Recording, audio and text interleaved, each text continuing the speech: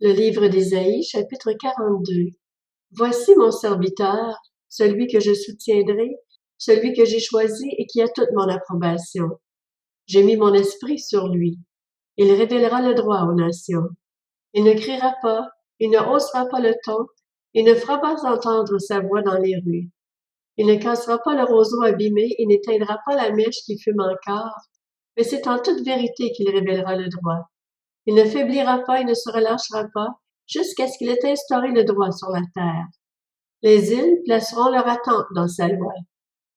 Voici ce que dit l'Éternel, le Dieu qui a créé le ciel et l'a déployé, qui a disposé la terre et tout ce qu'elle produit, et qui donne la respiration à ceux qui la peuplent, le souffle à ceux qui y marchent.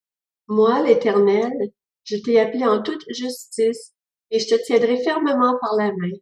Je te garderai et je t'établirai pour que tu sois l'alliance du peuple, la lumière des nations, pour que tu ouvres les yeux des aveugles, pour que tu fasses sortir le détenu de prison et de leur cachot les habitants des ténèbres.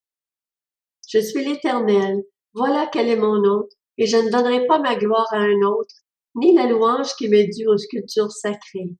Les premiers événements se sont produits et je vous en révèle de nouveau. Avant qu'ils ne soient en germe, je vous les annonce. Chantez un cantique nouveau en l'honneur de l'Éternel. Chantez ses louanges depuis les extrémités de la terre, vous qui naviguez sur la mer et vous qui la remplissez, îles et habitants des îles. Que le désert et ses villes fassent entendre leur voix, ainsi que les villages occupés par Kédar. Que les habitants de Séla expriment leur allégresse. Que du sommet des montagnes retentissent des cris de joie.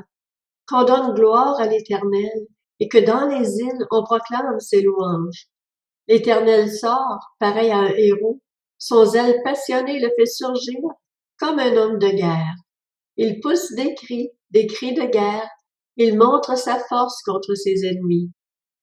J'ai longtemps gardé le silence, je me suis tue, je me suis retenue de parler, mais désormais je vais crier comme une femme en train d'accoucher, je serai haletant et je soufflerai tout à la fois. Je dévasterai montagnes et collines, et j'en ferai sécher toute la verdure.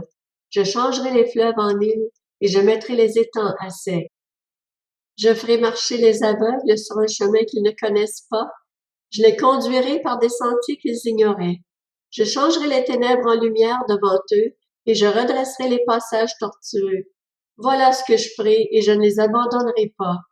Ils reculeront couverts de honte, ceux qui placent leur confiance dans les sculptures sacrées, ceux qui disent aux statues en métal fondu, c'est vous qui êtes nos dieux. Sourds, écoutez. Aveugles, regardez et voyez. Qui est aveugle? N'est-ce pas mon serviteur?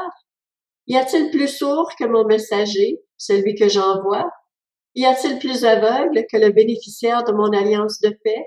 Plus aveugle que le serviteur de l'Éternel?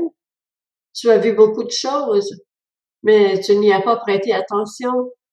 Il a ouvert les oreilles, mais il n'a rien entendu. L'Éternel a pris plaisir, à cause de sa justice, à rendre la loi grande et magnifique. Et c'est un peuple pillé et dépouillé. On les a tous enchaînés dans des trous, plongés dans des cachots. On les pille et personne ne les délivre. On les dépouille et personne n'ordonne de rendre ce qu'on leur a pris. Qui de vous prêtera l'oreille à cela? Qui se montrera attentif pour écouter à l'avenir? Qui a livré Jacob au pillage et Israël au pillard? N'est-ce pas l'Éternel?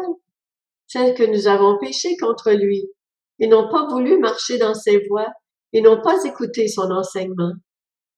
Alors il a déversé sur son peuple toute l'ardeur de sa colère et la violence de la guerre. Elle l'a embrasé de tous côtés, mais Israël n'a rien compris. Elle l'a incendié, mais elle ne l'a pas pris à cœur.